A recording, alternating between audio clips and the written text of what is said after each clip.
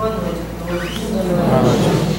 Que possamos estar envoltos das melhores vibrações que todo lar ou toda instituição voltada ao bem proporciona para acolher aqueles que buscam o que em outros lugares nós ainda não encontramos. Que bom seria se nós já pudéssemos aurir paz, conforto, proteção em todos os ambientes em que estivéssemos ou transitássemos. Mas nós sabemos que não é assim, que as ruas, que por vezes mesmo no interior de nossos lares, pela convivência ali estabelecida, carece de uma paz, de uma harmonização que todos nós necessitamos para nos conduzirmos de acordo na nossa trajetória planetária. Então sempre acorremos às instituições que recarregam as nossas forças, que suprem aquilo que nós mesmos não conseguimos ainda produzir e manter essa energia que todos nós recebemos desses ambientes saudáveis. Então, que possamos estar envoltos e assim nos conservarmos para mergulhar nos ensinamentos de Jesus. Os evangelhos, eles podem ser interpretados de diversas formas, a depender de nossa capacidade, a depender mesmo da cultura em que estejamos inseridos. Então nós podemos interpretá-lo individualmente, coletivamente. E essa parábola do joio e do trigo, ela se encaixa bem nessa questão de que nós podemos trazê-la para nós e fazermos uma interpretação bem individual e ao mesmo tempo também podemos interpretá-la para um coletivo. Então, por vezes, nós vamos fazer essas duas interpretações, ou ora uma e ora outra, no decorrer. Sempre nos fazendo valer dos ensinamentos de Emmanuel, esse espírito que, pelas mãos santificadas de Francisco Cândido Xavier, nos traz ou nos auxilia a entender o Evangelho de Jesus, que é complexo ainda para o nosso entendimento. Porque escrito por um povo com uma cultura completamente diferenciada, com verbetes muito restritos em relação à nossa língua, né? E que foi traduzido no decorrer do tempo, né? E que para a nossa felicidade agora há um espírita com muito conhecimento das línguas mais mães, né? Para nos trazer uma tradução um tanto mais, vamos dizer, apurada para o nosso entendimento. Então, os textos aqui de Mateus 13, 24, 30, 34, 43 estão na transcrição, na tradução de Haroldo Dutra Dias. Aqui na noite. Isso. Embaixo. Em estudando essa parábola, como nada é por acaso, eu abri o Evangelho de João, que essa parábola não está lá, e me deparei com um questionamento. E esse questionamento, depois de ter estudado a parábola, fez todo sentido no começo dela. Porque Jesus estava em uma conversação com os fariseus. Para baixo? E como sempre, Jesus, ele tinha diálogos profundos e difíceis com os fariseus, que se julgavam muito conhecedores das leis, das sagradas escrituras, mas que não aceitavam as ideias de amor, as ideias do Deus Pai que Jesus estava trazendo, porque isso feria os interesses pessoais, as suas conveniências. E nós, passado todo esse tempo, por vezes também vimos em as religiões e mesmo nos textos sagrados, né, apenas os nossos interesses, ou quando nos convém, quando nos agrada, aquilo nós aceitamos como uma verdade. E aqueles trechos ou aquelas passagens, né, que chocam com os nossos interesses, nós deixamos de lado. Mas não há em os textos sagrados nada de vão e nada que não caiba para as nossas vidas, em especial no Evangelho de Jesus, que traça um roteiro para a nossa felicidade. E no final desse diálogo, porque os judeus fariseus não entendiam Jesus, não compreendiam e não aceitavam o testemunho das verdades que ele anunciava, então Jesus lança uma pergunta e também uma resposta, dizendo assim: por que não compreendeis a minha linguagem? O que é a linguagem de Jesus? Ele não falava a mesma língua daqueles a quem ele se dirigia? Obviamente ele falava a mesma língua, mas ele tinha uma linguagem diferenciada, que para que eles entendessem e até para que nós outros entendamos, nós precisamos estabelecer uma sintonia mínima. Por quê?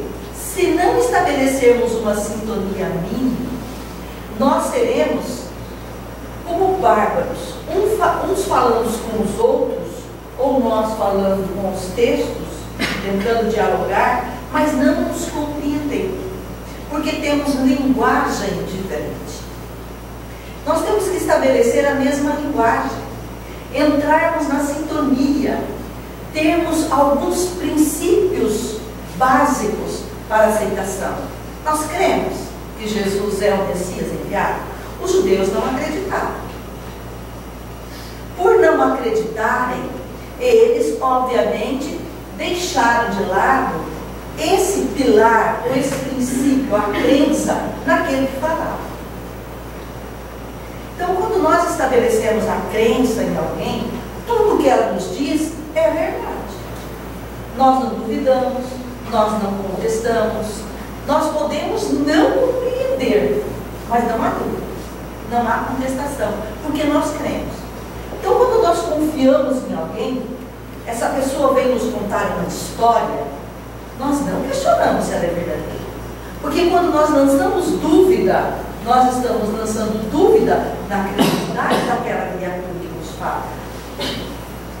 Então veja, então Jesus lançou essa pergunta: por que não compreendeis a minha linguagem? E a resposta foi maravilhosa: é porque não podeis ouvir a minha palavra. Porque saber ouvir ou poder ouvir, Jesus não falava dos ouvidos físicos, porque não havia ali nenhum surdo. Ele falava dos ouvidos da alma, dos ouvidos do ser espiritual que ali estava. Porque o Evangelho de Jesus não é para corpos, não são para ouvidos físicos, são para ouvidos do ser eterno que somos. E os judeus, eles não estavam ouvindo Jesus no propósito a que ele viera, falar para espíritos, porque tudo o que ele dizia era mal compreendido, então não era entendido, não haviam estabelecido a sintonia. Quando nós não estabelecemos a sintonia com o Evangelho, nós não nos interessamos por ele, porque em verdade nós não cremos que ali está a verdade absoluta. E a crença nos auxilia, é um dos pilares, né? A fé real nos auxilia a percebermos, ali está a verdade. Eu posso não compreendê-la, então eu vou buscar recursos, auxílios, estímulos, para que eu possa compreender o que isto quer dizer. E é com esse sentido, é nesse sentido que nós vamos tentar resgatar ou captar alguns dos ensinos da parábola do joio e trigo, que obviamente nós não temos o alcance de perceber todas as nuances do que Jesus quis dizer em uma parábola aparentemente simples, porque ele vai usar elementos da natureza.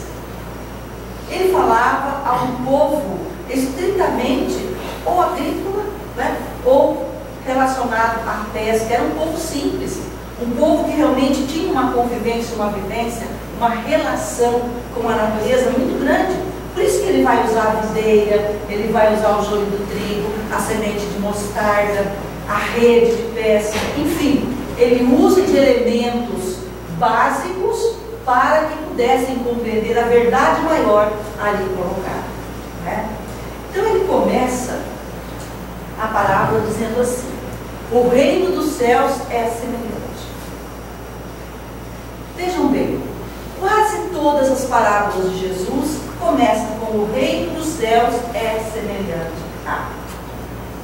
Então, o objetivo dele é que nós entendêssemos esse estado de reino dos céus, né? O que seria, né, essa busca, ou como nós conseguiríamos cultivar ou revelar esse reino. Porque palavras dele mesmo dizia que nós não deveríamos procurar, porque ele não veria com aparências exteriores, mas sim ele estaria em nossa intimidade, né? Então cada um de nós tem que revelar esse estado de reino dos céus. Então quando ele fala isso, o reino dos céus é semelhante a, então ele já quer dizer: busquem algo em vossa intimidade semelhante ao que eu vou dizer, para que vocês possam compreender esse estado chamado reino dos céus. É semelhante ao quê?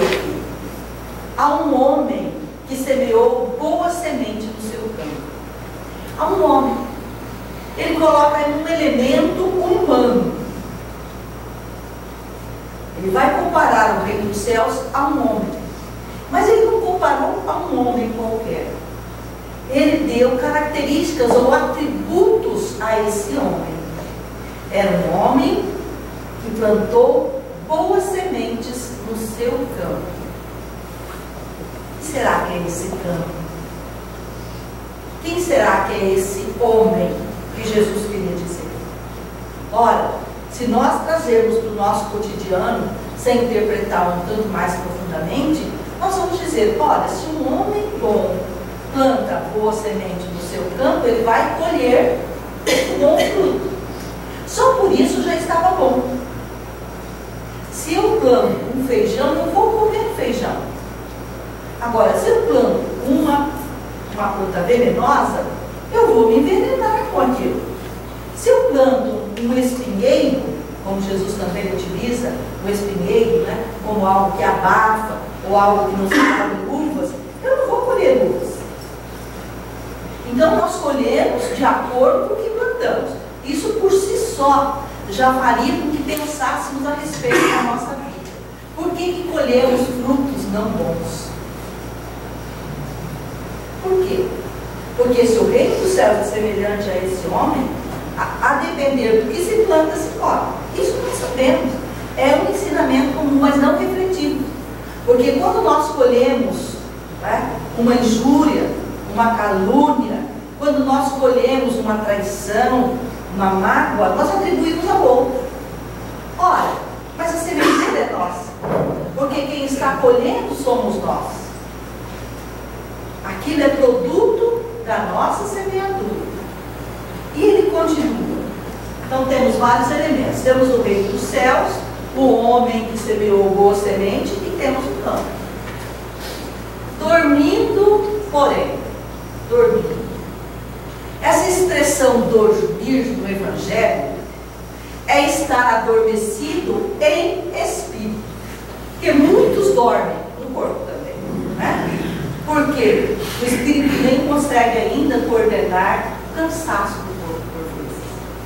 E nos entregamos. Mas muitos de nós dormimos em espírito estando acordados no corpo. Dormimos para as verdades eternas. Dormimos.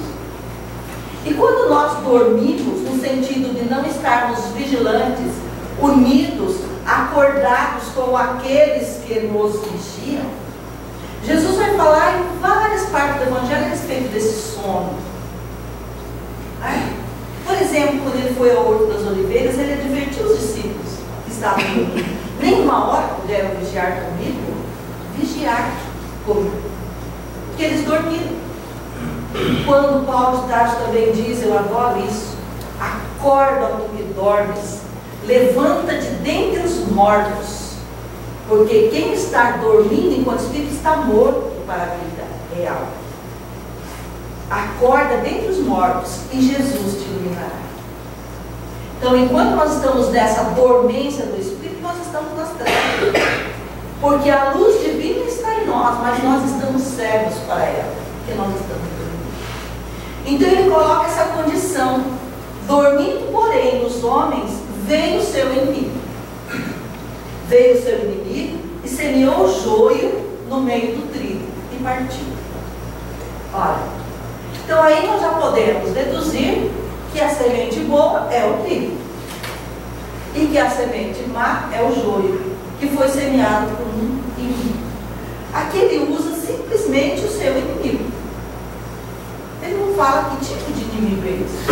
É o inimigo daquele homem que veio enquanto o homem ou os homens dormiam. Os homens dormiam, não é o homem que semeou, os homens. E nós vamos entender isso depois, quando ele explica a parábola. Então os homens dormem, veio o seu inimigo, semeia o joio no meio do trigo. E é interessante porque Jesus usou o joio para comparar com o trigo. Quem estudou um pouquinho, né, ou quem conhece essas plantas, sabe que o joio é uma planta muito parecida com o trigo. Ela é muito parecida. Ela não é aqui da nossa região, que até o trigo, né, é da região mais fria. Mas o joio, ele tem a semente muito parecida com o trigo. Então, se você pegar uma semente de joio e uma semente de trigo, só mesmo o especialista que vai saber qual é qual. As plantas são muito parecidas. Elas têm raízes semelhantes, folhas semelhantes. Né? Então, elas se assemelham muito. Como o arroz e o trigo também. Mas Jesus não usou arroz. Também era uma boa semente. Ele usou o joio, porque o joio não é comestível. Então, é considerada uma semente que não vai te alimentar. É uma semente que vai atrapalhar a sua boa colheita. Né? Então, ele usa, prestemos atenção nesse detalhe, uma planta bem semelhante. Porque se ele usasse, por exemplo, né, estava ali o trigo, e veio e jogou uma semente de urtiga. Mas uma urtiga é muito diferente. Tem a folha larga, né, cheia de pelos que queimam. Então todos nós perceberíamos. Mas não, ele usou, o inimigo usa de semente semelhante. Olha a perspicácia, né? E veio e joga no meio da boa semente. São coisas semelhantes que nos podem enganar, né? Ele é esperto. Quando germinou o ramo e produziu fruto, aí que foram perceber, aí que se percebe. Então apareceu também o joio. Aproximando-se os servos da casa, do senhor da casa, disseram: esse senhor então tinha servos. Então servos é um auxiliar do senhor. Não é o dono do campo, não é o dono da semente. É um serviçal. É alguém que realmente conhece pouco, que está ali para cumprir ordens. Então é um elemento interessante. Quando germinou o ramo e produziu fruto, então apareceu também o joio. Aproximando-se os servos da casa do Senhor, disseram: olha que pergunta interessante. Senhor, não semeastes boa semente no teu campo? De onde, portanto, terá vindo o joio? Porque eles não sabiam. Jesus estava contando a parábola. Portanto, ele conta que os servos desse Senhor desconheciam a ação do inimigo. Então ele faz essa pergunta: será que nós estamos na condição de servos? Porque se nós estivermos na condição de filhos, nós sabemos tudo o que sabe o nosso Senhor. Jesus nos diz isso. O servo não sabe o que faz o seu Senhor. Só o filho. Esse sabe o que faz o seu Senhor. Porque ele está sempre na casa com o Senhor. Ele está sempre em sintonia com o Senhor. O servo nem sempre. Ainda não tem condições. Mas o filho, sim. O filho do Senhor sempre sabe o que faz o seu Senhor. Olha que coisa interessante. São detalhes, não é? Então, de onde, portanto, terá vindo o joio? Pergunta, eles fazem, né? Porque quem não sabe tem que perguntar, né? Para aprender. Eles fizeram essa pergunta. E ele lhes disse: um homem inimigo. Então aí ele caracteriza que o inimigo é um homem.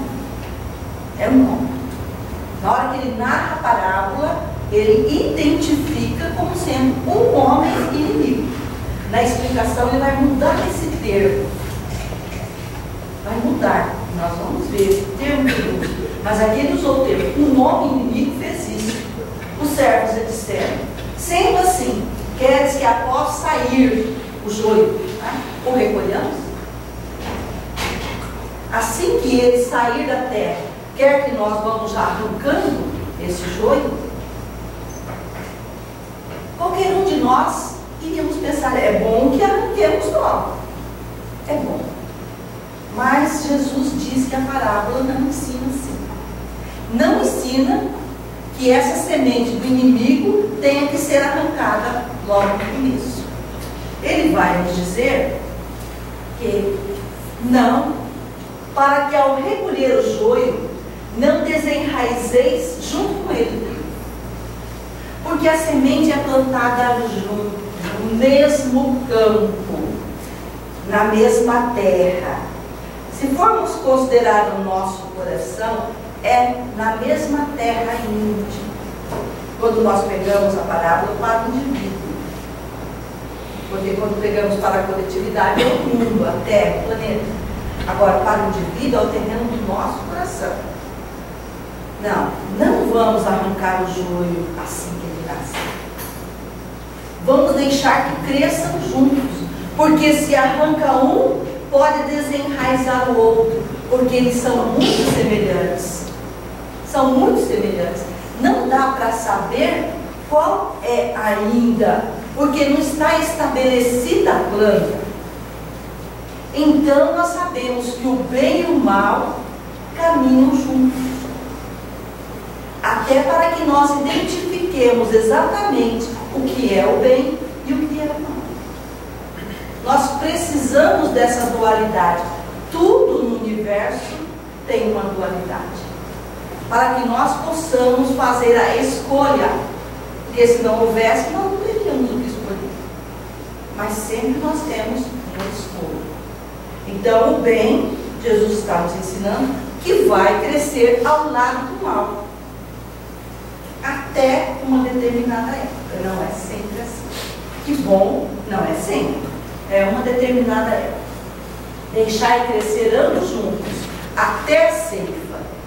Até a ceifa. E no tempo da ceifa, direi aos ceifeiros: então não são os servos que retiraram o joio. Não são servos, são ceifeiros. Porque é um outro personagem. Porque se fossem os servos, Jesus diria: na época da ceifa, vós, os servos que estavam com ele dialogando, com aquele Senhor, vós vão arrancar. Não, ele não disse isso. Na época da ceifa, direi aos ceifeiros.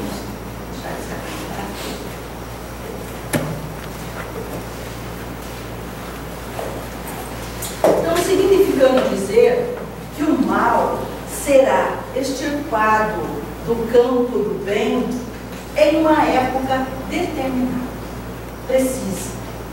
Numa época em que o bem está realmente estabilizado, enraizado de tal maneira que ao retirar o joio, não seja ali balanceado nas suas raízes.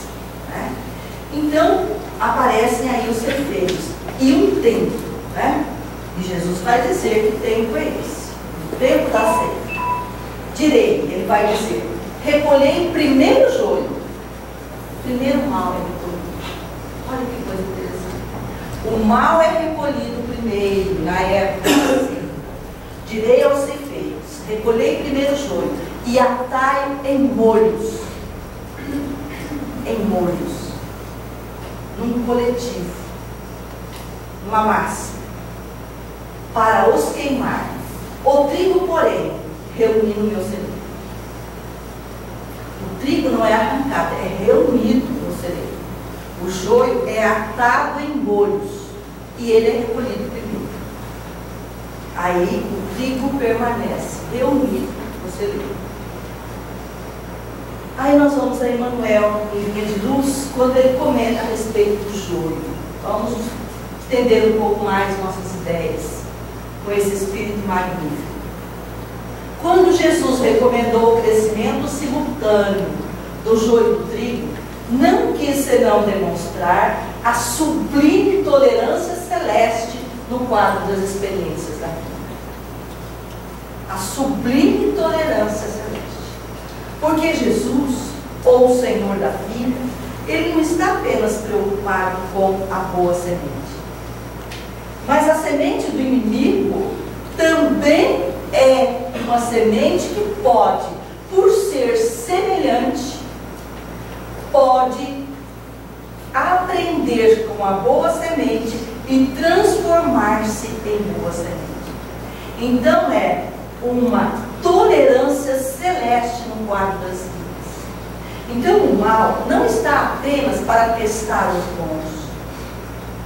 O mal está conosco também para que eles se espelham. Olha, eu estou colocando como bola de pretensão, né?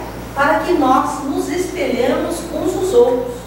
Tanto o bom vai perceber, realmente identificar o que é o mal, quanto o mal tem oportunidade de aprender com a boa semente o bom caminho. Tá? Então, existe uma época de separação. Então, Emmanuel está nos dizendo, né, desse tempo em que Jesus nos concede para que nós aprendamos uns com os outros. Porque Jesus veio para 2000 anos atrás, ele veio para uma comunidade pequena. Quanto era a população da Terra quando Jesus esteve por isso? Alguém já olhou aquele gráfico demográfico lá? Não tinha 500 mil pessoas, mais ou menos por volta disso. Hoje nós somos praticamente 8 bilhões de seres humanos. E a maior parte deu um boom a partir depois da época da industrialização. Faz 200 anos mais ou menos que a Terra explodiu, né? Demograficamente falando. Então, será que Jesus veio para aquele número de pessoas tão pequeno? Ele veio trazendo a base, uma base de ensinos, para que nós chegássemos na época da ceifa estruturados para sermos reunidos no seu celeiro.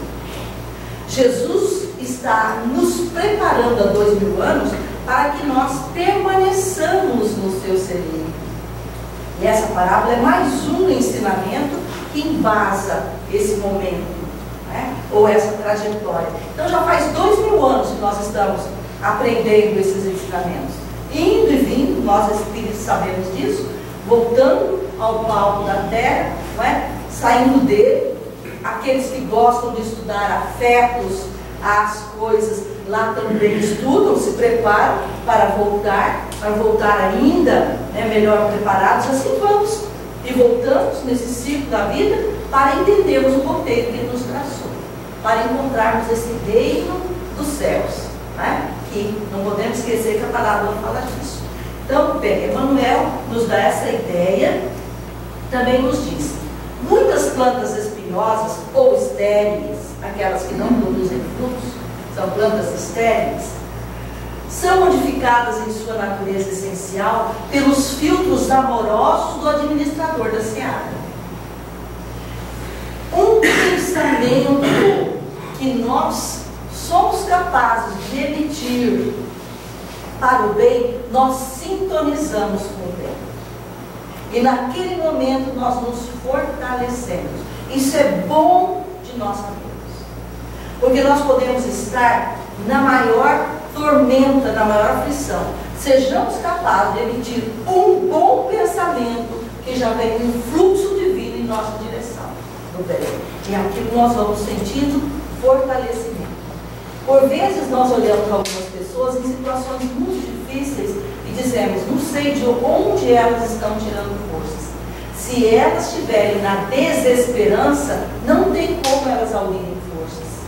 Mas se uma réstia de esperança brota naqueles corações, aí vem um influxo de tem um fluxo mesmo, porque nós nos interligamos, nós nos conectamos, né? E nessa conexão nós enxergamos aquilo que a conexão nos permite ver, né? Então, esperança, proteção, paz, amor e coisas assim. Então, ele nos informa isso, que essas plantas podem alterar a sua natureza, que usa afeições novas, situações diferentes, estímulos inesperados ou responsabilidades externas que falem ao coração. São as oportunidades que nós recebemos, todos, independente do nosso nível evolutivo, ou do nosso grau de maldade ou bondade, todos recebemos oportunidades, né, que representam essa tolerância celeste para conosco nesse período, nessa trajetória, até a ceifa, não é indefinido, né? Entretanto, se chega a época da ceifa, depois do tempo de expectativa e observação, faz-se necessária a eliminação do joio em nós. Então não é um tempo indefinido, não esperemos mais, né? Não negligenciemos, como diz o Dr. Zeno de Menezes, as oportunidades a nós ofertadas para que nós nos realinhemos com o pensamento divino. Não negligenciemos, porque a época da ceifa está muito mais próxima do que nós imaginamos. Então é só até a ceifa. Eis porque, aparecendo o tempo justo de cada homem e de cada indivíduo, de cada homem e de cada coletividade, exige-se ao verbo, a extinção do joio, quando os processos transformadores de Jesus foram recebidos em volta. Aí exige-se a separação do joio. E essa separação vai em molhos, né? Não vai sozinho. E viu um pensamento de Emmanuel sobre isso? Nesse instante, vemos a individualidade ou o povo a se agitarem em razão de aflições e hecatombes, que são tragédias, desgraças, né, diversas, em gritos de alarme e socorro, como se estivessem nas sombras do naufrágio inexorável. Nós não estamos vendo isso?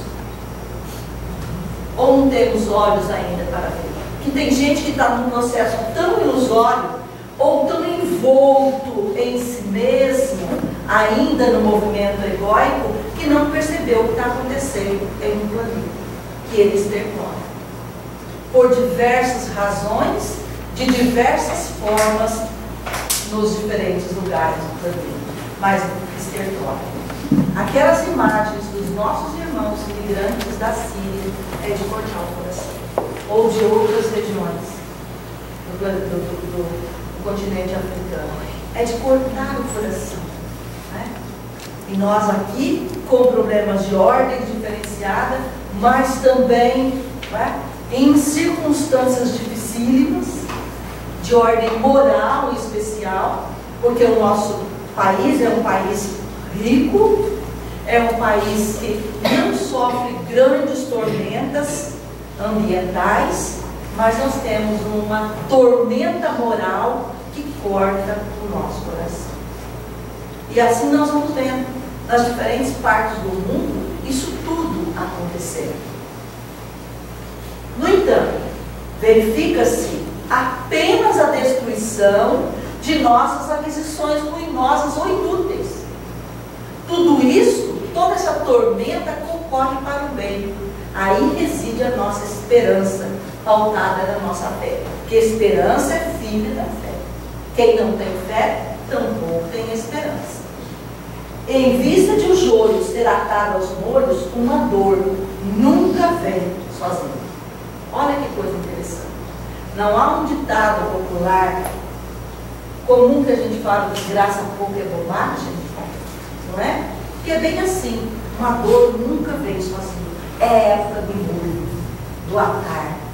Né? Então nós vemos, está pipocando tanto que a gente não dá tempo nem de digerir um, aparecer o outro. Tomemos cuidado. cuidado para que isso não fique comum ou normal para nós, porque não é, mas é a época da ceia. Voltamos ao Evangelho de Jesus. Ele começa a explicar a parábola.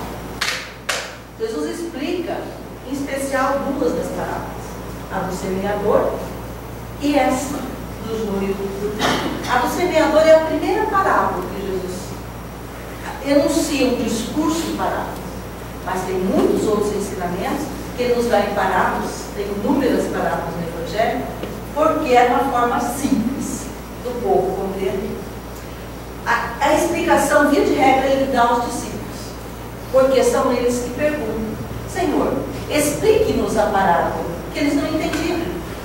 Aí então, a eles, Jesus explicava, e ele vai explicar de novo aos discípulos. O que semeia a boa semente é o Filho do Homem. Quem é o Filho do Homem?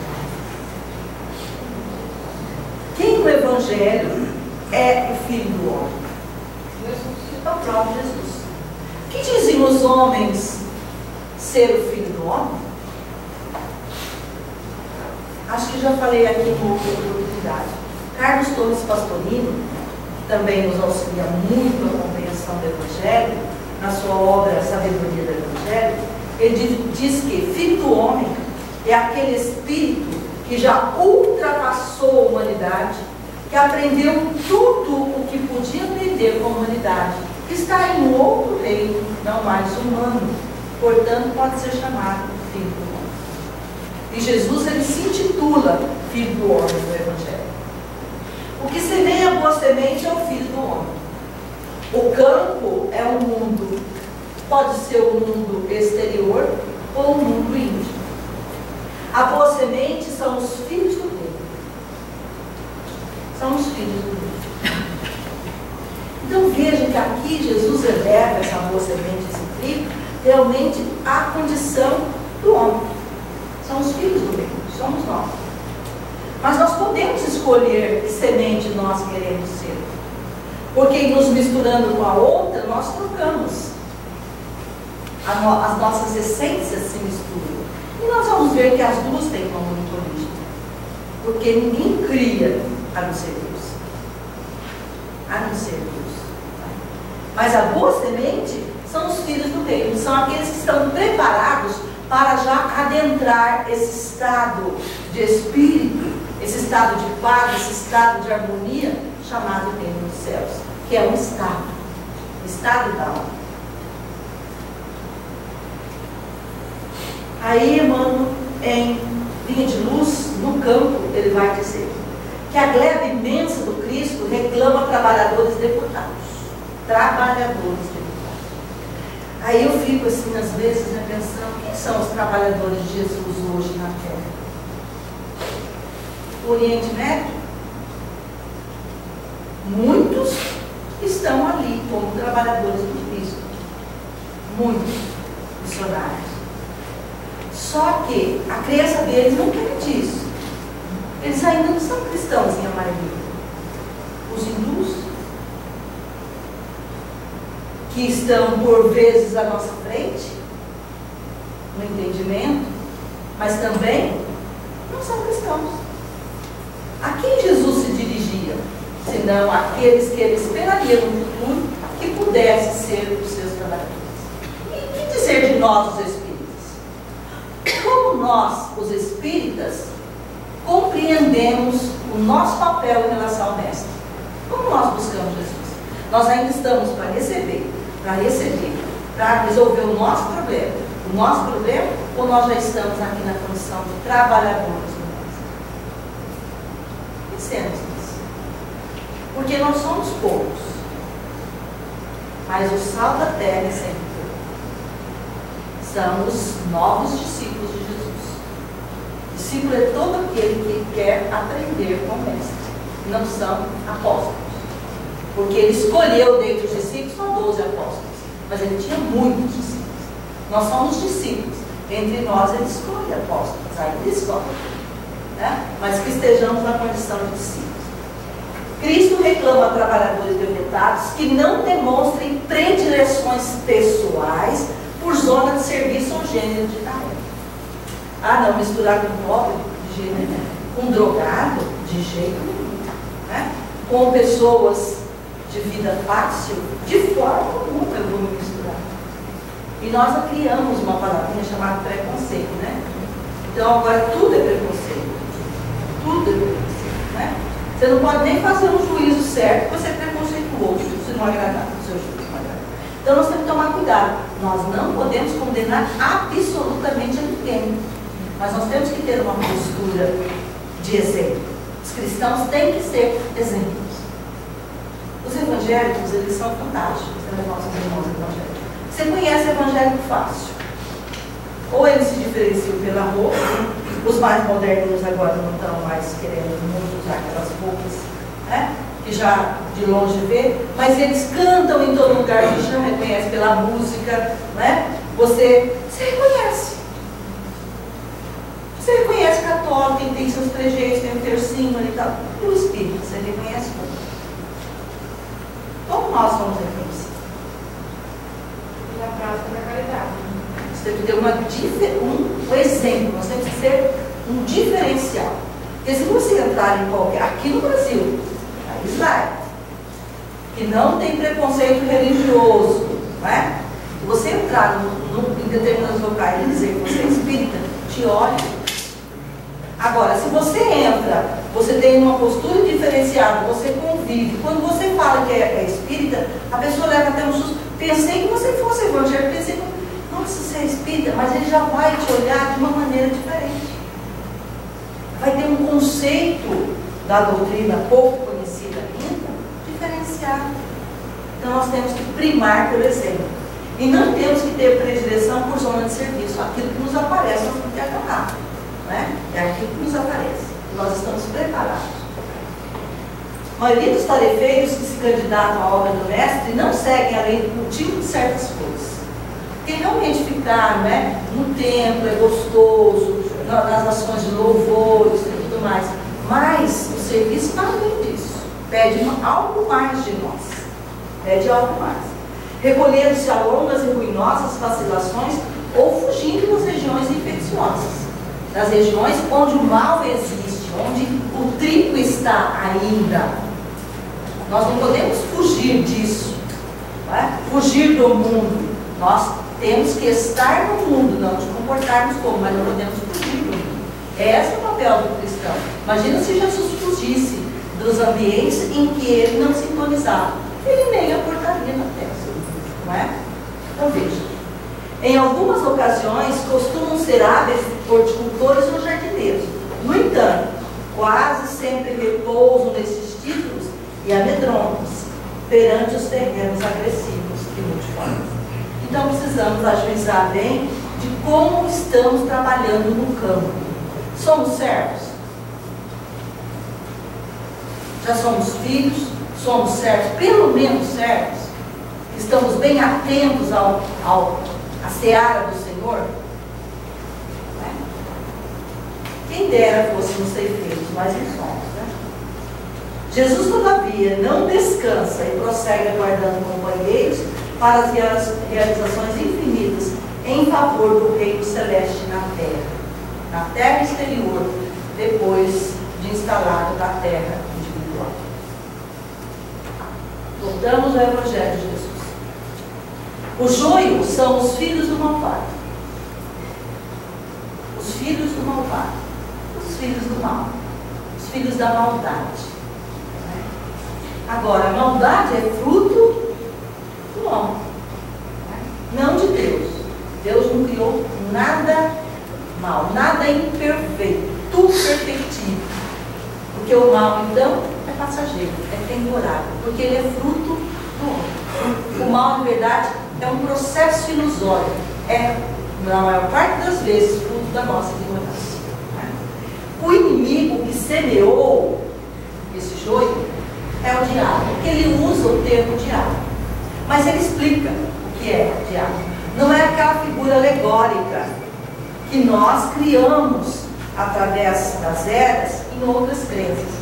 Diabo é aquele que adultera, aquele que mente, aquele que distorce a verdade. Esse é o sentido de diabo. Tá? Então, o inimigo. Tem uma frase de um grande pensador que diz assim: Deus criou a fé e o amor para a felicidade dos homens. Aí o diabo veio e fez o homem confundir fé, isso mesmo. O amor ele confundiu com casamento e fé ele confundiu com religião. Então vocês estão vendo que a raiz é a mesma. Então você confunde as coisas, porque quando você confunde as coisas, você perde o alvo. Tá? Então essa frase de um grande pensador diz isso. Tá? Então esse que adultera, que engana, que mente, que ilude, e nós estamos nessa época de grandes ilusões. Né? O joio realmente está dando os seus frutos. Ele está na época da colheita. E a ceifa é a consumação da era. Essa consumação da era que Jesus fala nos evangelhos é o fechamento de um grande ciclo. Nós já tivemos vários ciclos na Terra. Né? O ciclo do primitivismo, dos homens primitivos. Agora nós estamos no ciclo das provas e expiações, adentrando o ciclo da regeneração. Então essa ceifa que Jesus se refere é para que os seus ensinamentos veio, é para essa época, dessa consumação dessa era, essa transição entre os grandes ciclos de provas e expiações e o novo ciclo da dita regeneração. Tanto falado no meio espírita, mas ainda tão pouco entendido. E só nós que falamos abertamente disso. Os outros falam, é o dia do juízo, nós sabemos que é o fechamento de um ciclo para começar outro. Né? Só os reencarnacionistas podem falar disso com propriedade. Os ceifeiros são os anjos. Então, no dia do juízo final, o Senhor virá com seus anjos sobre as nuvens, em outro ensinamento, né? Bastante alegórico ou figurativo, e separará os bodes das ovelhas. Quer dizer a mesma coisa. Nessa época, nesse final de era, então, o joio é separado. Mas o joio é recolhido primeiro. Por quê? Porque o joio não permanece. Ele é levado. Quem permanece no celeiro é reunido, é o trigo. Né? Então vocês já imaginaram o planeta só com pessoas, não são bons ainda, não são purificados, mas que não tem mais a opção do mal. Já imaginaram isso?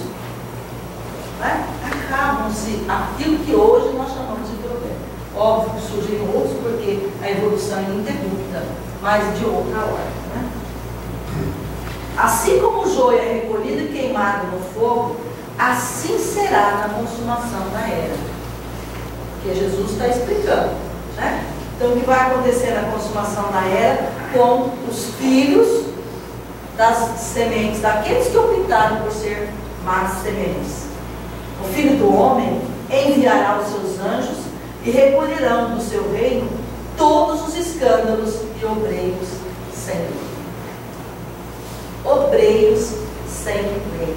Significa dizer que os filhos do malvado também obram, realizam, frutificam, mas sem lei, sem estarem alinhados com a verdade que Jesus nos trouxe, sem estarem alinhados com as leis que regem as nossas vidas.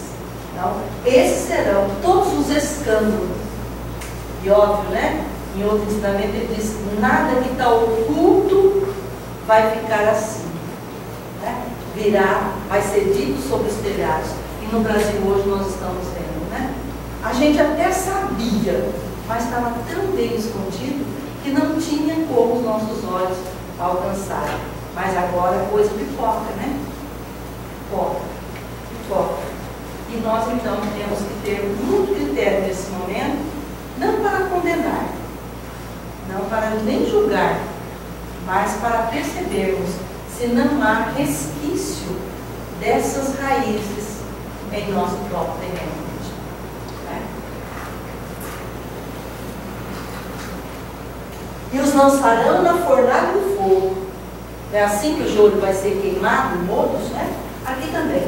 Ali haverá o pranto e o ranger de dentes. Por quê, gente? Óbvio que são filhos de Deus como nós.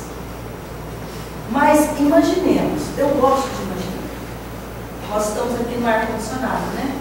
Todo mundo ficou mais tranquilo do que naquele calorão, né? Na fornalha dos 35 graus, 37 nós estamos vivenciando. Agora, imaginemos, vamos acordar em um planeta depois de ter todos esses registros em nós. Porque é aquela tal história, se você nasceu pobre, viveu pobre, morreu pobre, é uma coisa. Agora, se você nasceu rico, viveu rico e vai morrer pobre, é outra coisa. Porque é um baque. Agora, se você nasceu pobre, viveu pobre e vai morrer rico, é uma situação melhor. Né? E eu estou falando de coisas mesmo. Né? De coisas. Agora, pensemos bem. Nós temos celular, que hoje em dia a gente não, eu evito um pouco, mas as pessoas parecem que estão mimando, né? Mimando. É uma coisa que difícil, né? É um vício, já está sendo, precisando de tratamento, né? Então, a tecnologia nos auxiliando de todas as maneiras. Aí nós vamos ser transportados a um mundo que não tem nem roda ainda. Ou se tem a roda, o animal ali, mas não tem motor, não tem asa que voa os aviões, né? Vocês já imaginaram um ambiente inóspito para começarmos a trajetória de novo, como vivendo em tribos, tendo que conseguir nosso alimento na unha de novo, começando a comer cru de novo? Pensa bem, se isso não é um ranger de dentes. Por quê? Porque agora está registrado em nós as facilidades. Muitos de nós já fomos exilados de outros, estamos aqui, já temos esse registro. Então nós tememos, nós sabemos o que é isso. Aqueles de nós que já temos o primeiro registro, nós já estamos com a pulga atrás da orelha, porque nós já sabemos. Agora, quem ainda não sabe o que é isso, né, talvez não possa dilatar, mas imaginemos. Aí é o ranger de dentes e o pranto, porque nós perdemos uma condição, né, melhor para realmente uma condição de transtorno, de dificuldades. Então os justos brilharão como o sol no reino do seu Pai. Quem tem ouvidos, ouça. Olha como Jesus acabou essa parábola. Por isso que eu disse que depois que eu li essa parábola, ele acabou, quem tem ouvidos, ouça. E eu sempre me preocupo quando ele acaba assim. Quem tem ouvidos, ouça. Que significa dizer que, olha, eu não estou falando para corpos, né? Despertem para a verdade maior. E logo depois, o Evangelho de João estava lá, por que não podeis compreender a minha linguagem? É porque não podeis ouvir a minha palavra. Então prestemos bem atenção nisso. Nesse ensinamento, na parábola do joio do trigo, em todos os outros ensinamentos. Meditemos quando nós lermos qualquer pedaço do Evangelho, o que isso quer dizer para a minha vida.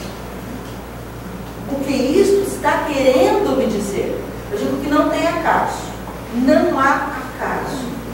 Quando nós estamos, né, querendo compreender algo, façam esse teste.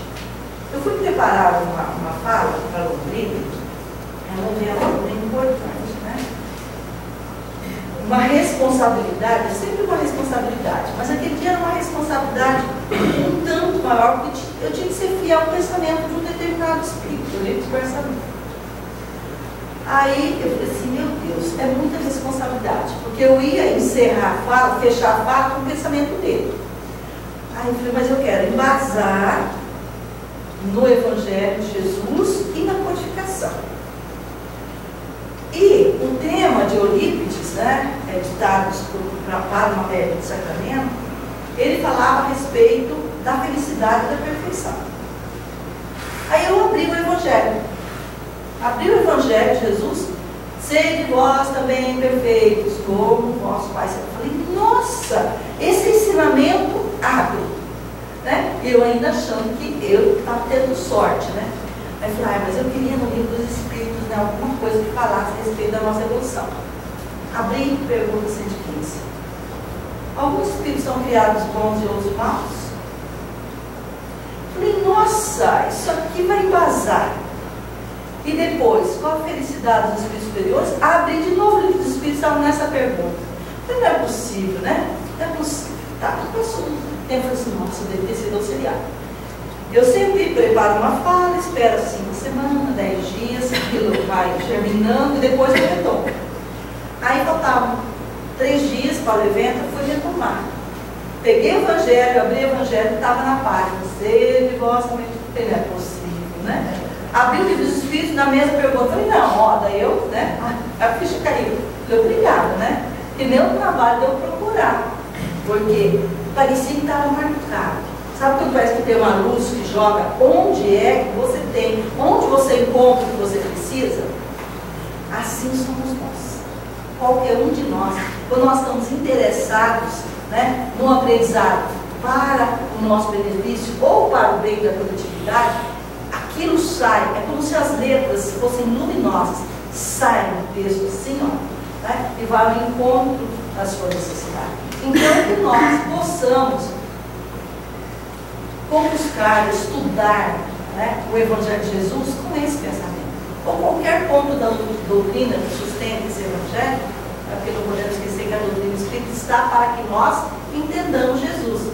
E não Jesus está para que nós entendamos a doutrina. E Jesus é maior, né? Então, a doutrina é meio para que nós possamos entender a verdade maior.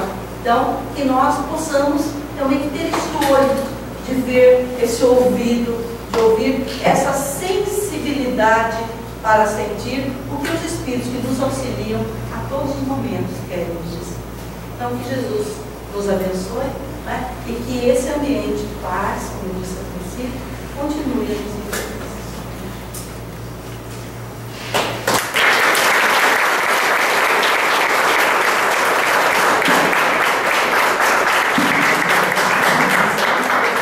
Como sempre, eu me despeço de vocês agora.